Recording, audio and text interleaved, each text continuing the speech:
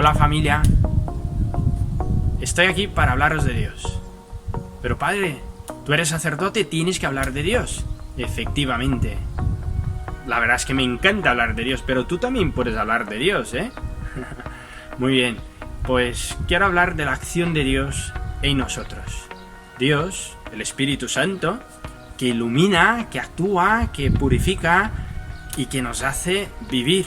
Gracias a Dios vivimos y gracias a Él podemos superar todos nuestros obstáculos.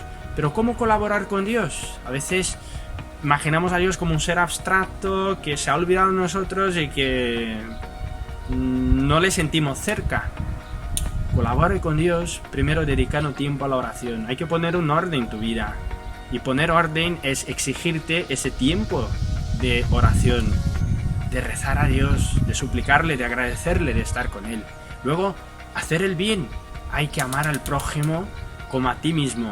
Amar al prójimo es amar a tu padre, a tu madre, a tus hermanos, a tus amigos, a tu prójimo. Eso te hará mejor persona. Y luego evitar el mal, evitar cualquier tipo de pecado, todo lo que me separe de Cristo, todo lo que me separe de Dios. Con esa actitud, Dios puede actuar en ti. Dios puede cultivar en ti todo lo que has sembrado de bueno. Dios quiere realizar todos tus sueños, porque es su sueño. Todo lo bueno que tenemos en el corazón viene de Dios, y eso es una maravilla. Y Dios quiere llevarlo a la plenitud, pero para eso necesita nuestra colaboración. Y necesita que nosotros nos exijamos algo, ¿no? De nuestra voluntad, de nuestra generosidad para estar con Él. Por esto, mucho ánimo. Dejar a Dios actuar en nosotros, porque Él quiere hacer maravillas en nuestras vidas. ¡Ánimo!